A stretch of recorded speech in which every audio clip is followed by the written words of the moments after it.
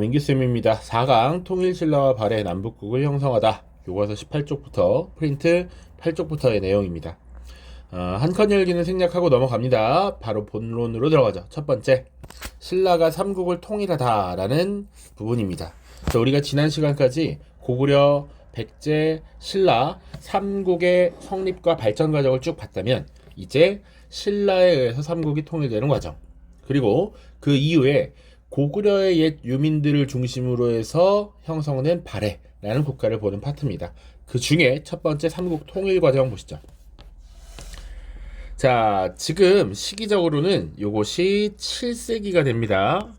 그러니까 우리가 지난 시간까지 4세기, 5세기, 6세기 각각 백제와 고구려와 신라가 어느 정도 힘을 떨쳤다 이런 얘기를 했었고, 7세기가 되면 이제 6세기 신라의 전성기에 쭉 이어져서 신라의 주도로 삼국이 통일되는 과정입니다.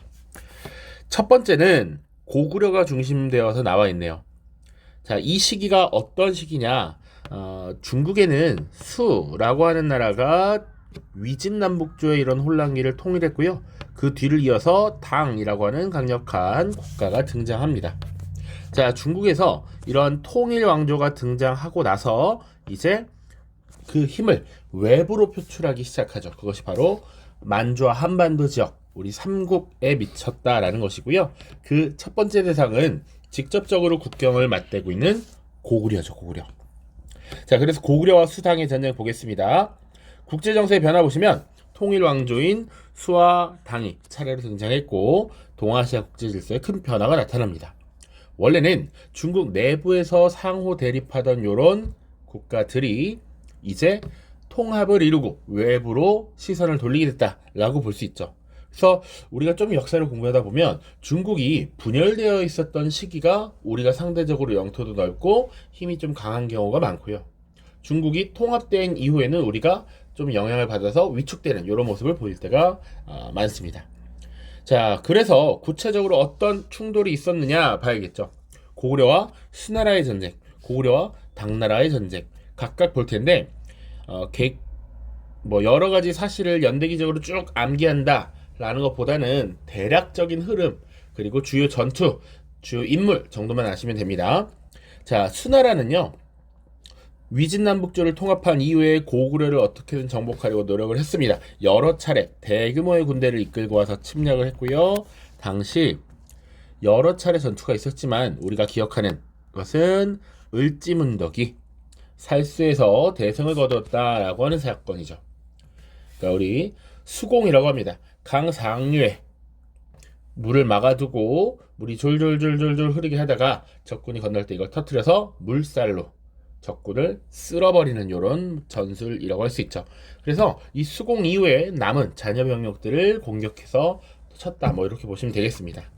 자, 물론 그 다음에 수멸망 나와 있지만 살수대첩에서 졌다고 바로 멸망한 게 아니라 수나라 내부적인 이런 분열이나 대운하 건설 이런 것들이 종합적으로 맞물려서 수나라가 무너지고 당나라가 등장했습니다.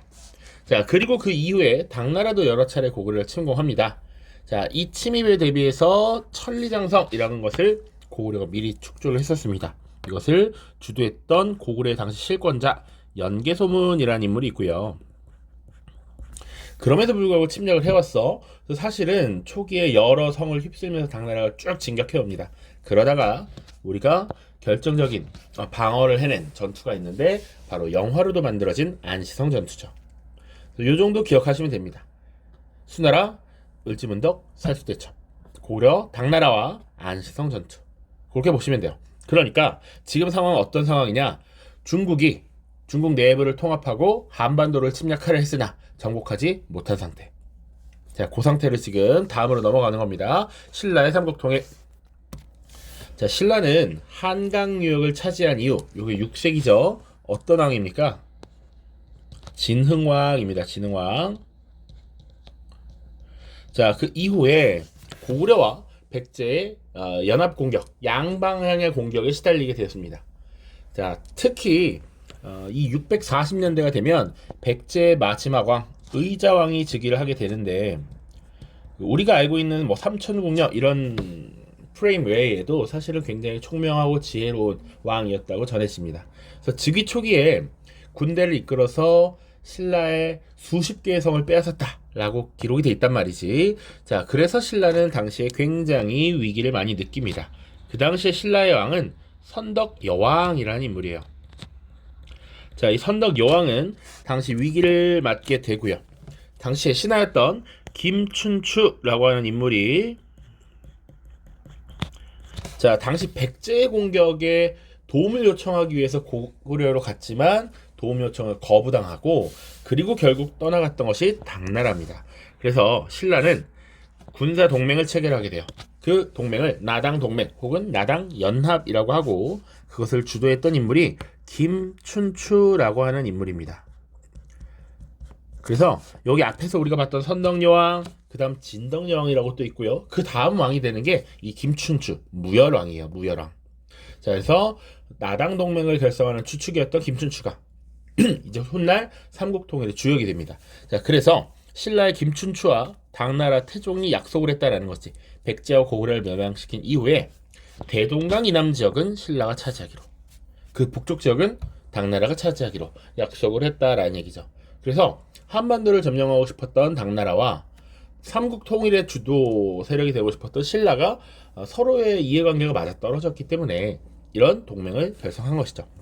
자, 그래서 나당연합군이 결성이 되었고요. 10여 년이 지난 후에, 그러니까 이 동맹의 연도는 중요하지 않지만 648년 정도로 보거든요. 그래서 이 이후 10여 년 뒤에 실제로 이제 한반도를 통합하기 위한 군사작전에 들어가게 되죠. 그래서 나당연합군이 육로로 해로로 공격을 함에 따라 660년 백제가 멸망했고요. 그로부터 8년 뒤 고구려가 멸망하게 됩니다. 자, 백제를 멸망시킬 때는 김춘추가 왕이었어요. 태종 무열왕이고요. 이 무열왕은 백제를 정복한 이후에 다음 해에 죽습니다. 그래서 그 아들이 문무왕인데 이 문무왕 때 고구려를 멸망시키죠. 자, 근데 문제는 그 다음이야. 분명히 약속을 했는데 당나라가 그 약속을 지키지 않으려고 해. 고구려, 백제, 신라의 각각 땅에 도호부, 도독부라는 걸 설치해서 직접 장악하려고 합니다. 약속 깨고 한반도를 다 먹어버리려고 한단 말이지. 그러니까 신라는 그것에 저항하는 의미에서 이제 당나라와 전쟁을 벌이게 되죠. 이 전쟁 역시 문무왕 때고요. 고구려가 무너진 668년부터 여기 나와 있는 676년까지 쭉 전쟁을 치르게 됩니다. 자, 이 와중에 사실은 백제를 다시 일으키자 혹은 고구려를 다시 일으키자라고 하는 부흥운동 같은 것이 일어나기도 하고요. 때로 신라는 그래서 고구려의 부흥운동을 지원하면서 야, 그래, 너희 도와줄게. 너희 사실 우리랑 한민족인데 도와줄게. 그러니까 당나라랑 같이 싸우자. 이렇게 모습을 보이기도 합니다. 자, 그래서 8년간의 전쟁이 쭉 치러지게 되는데 육지에서는 매소성 전투, 바다에서는 기벌포 전투에서 결국 이제 최종적인 승리를 함으로써 당나라 군대를 한반도에서 몰아냈죠. 그래서 보통 676년을 삼국통일의 완성이라고 봅니다. 오른쪽에 지도를 잠깐 보시면 교과서 18쪽 지도인데 여기 매소성이라고 하는 위치 있죠? 물론 위치에 대해서는 좀 논란이 있습니다만 의정부와 양주 지역 이렇게 보고요. 기벌포 전투 있습니다. 오늘날의 군산 정도로 추정합니다. 자, 그래서 당나라 군대를 몰아내고 대동강 원산마을 경계로 삼국을 통일했다. 이렇게 보시면 되겠죠. 자, 그 다음 봐야 되는 것이 이제 신라가 그러면 통일한 이후에 통치 체제를 어떻게 정비하였는가요? 이제 과거와는 달리 엄청난 영토를 가지게 됐지. 그러니까 신라의 입장에서입니다. 작은 동남쪽 지역을 차지하다가 전체를 차지한 신라는 어떻게 그 넓은 국가를 다스렸을까? 자, 일단 통일을 완성했다라고 하는 문무왕. 자, 삼하는 하나로 통한다. 하나로 통합되는 것이 마땅하다.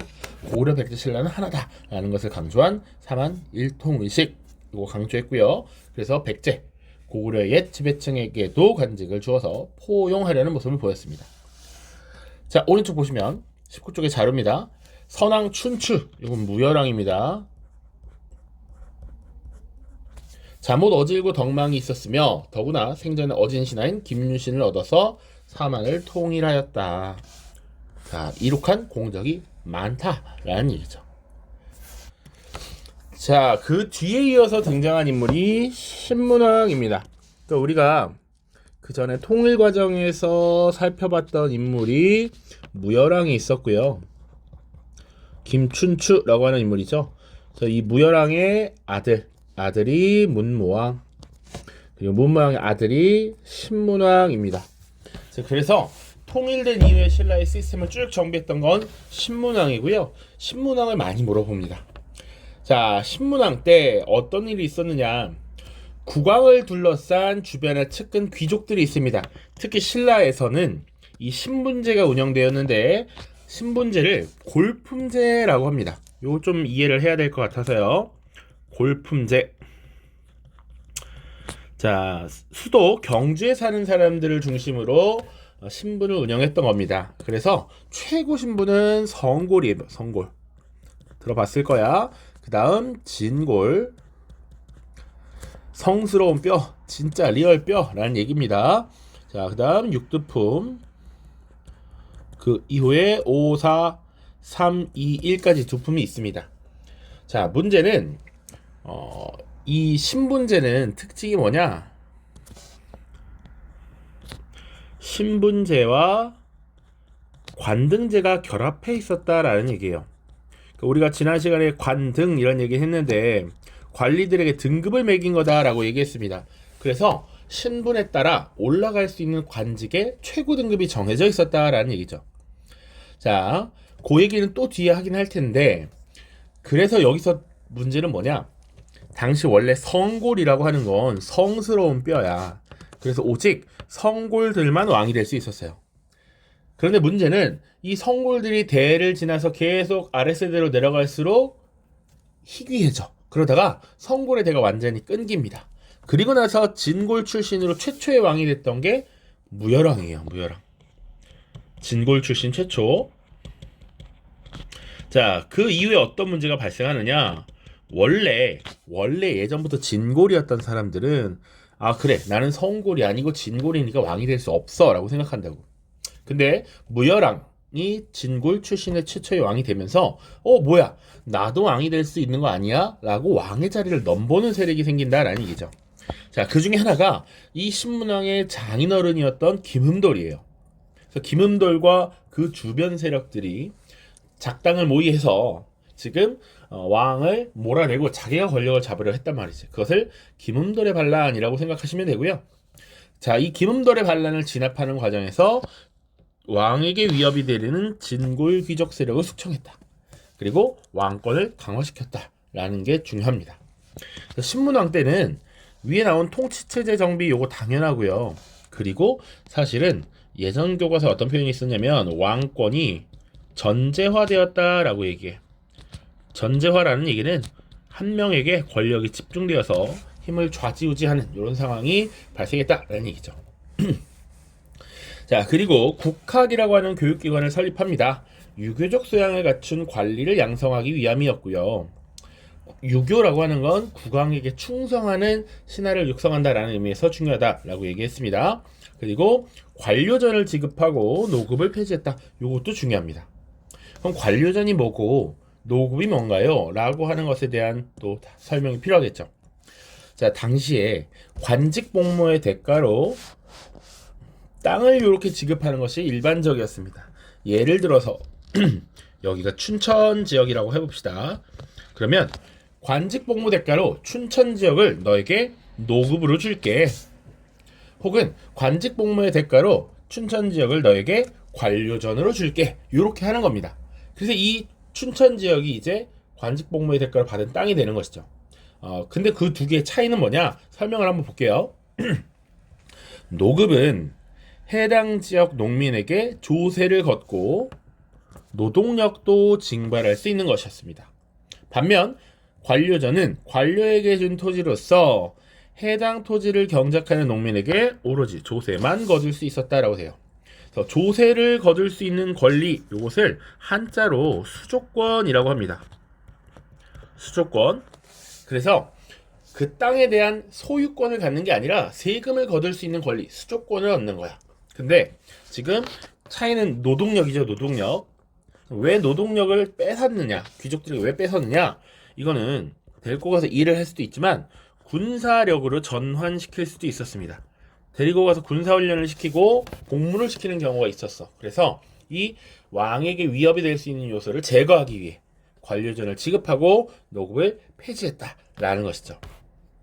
잘 기억하셔야 됩니다. 자, 또 하나 더. 여긴 없지만 4번으로 뭘 볼 수 있느냐? 진골 세력들이 너무 나대. 그래서 얘네들을 견제하기 위해서 능력이 뛰어난 육두품 세력을 우대합니다. 그래서 뛰어난 육두품들은 적극적으로 관직에 등용하는 이런 모습을 보여주었다. 같이 보시면 되겠습니다.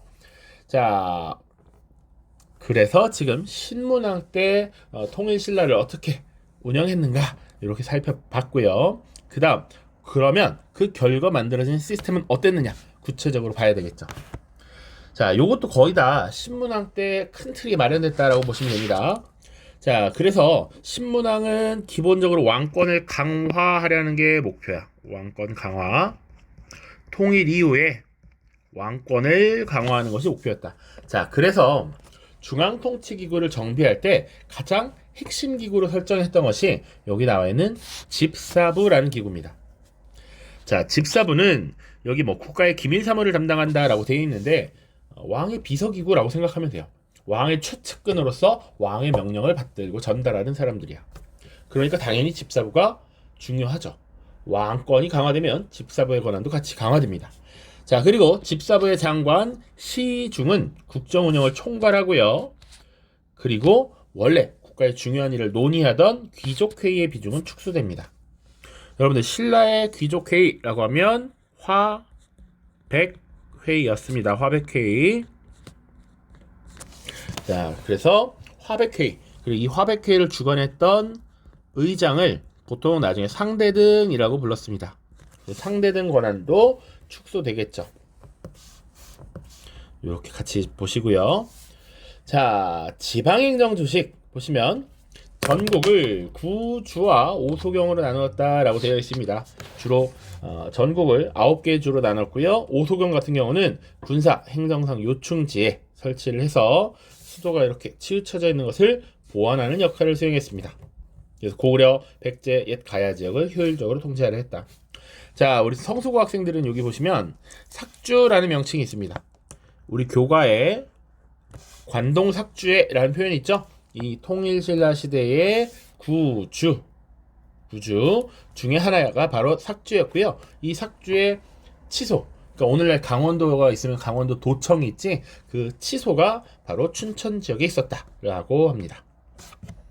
자, 그다음 군사제도 보시죠. 중앙은 구서당으로 운영했다. 그 당시 우리는 군대에 지금 무슨 사단, 무슨 여단, 연대 이렇게 표현하지만 당시엔 서당이라고 하는 게 단위였어요. 그래서 깃발 색깔에 따라 청금서당, 흑금서당, 백금서당 이렇게 불렀는데 부대가 총 9개였다라는 얘기고, 신라, 고구려, 백제, 말가린으로 편성해서 통합을 도모하려 했던 정책이었다 라는 얘기죠. 자, 중앙 통합을 위해서 다른 국가 출신의 인물들도 받아들였다. 중앙군은 기본적으로 수도 금성을 지키는 아이들이죠. 경주를 지키는데 너희들 믿겠다라고 하는 사인이 있기도 해요. 통합을 도모했다. 자, 그리고 지방군 10정이 있습니다. 10정. 자, 정도 하나의 지방 군사 단위야. 그래서 구주가 있었기 때문에 각 주에 한 개의 정이라고 하는 부대를 줬고, 요게 특히 한주는 영역도 넓고 국경지대이기 때문에 이 정을 줬다라고 보통 이야기합니다. 그래서 총 10정이고요. 오른쪽에 요거 보시면 각기 다른 출신이 신라의 수도인 금성을 방어한다라는 것의 의미를 이미지화 해놓은 것입니다. 자, 그 다음 발해 봐야 되는데요. 잠시 끌었다가 가도록 하겠습니다. 안녕.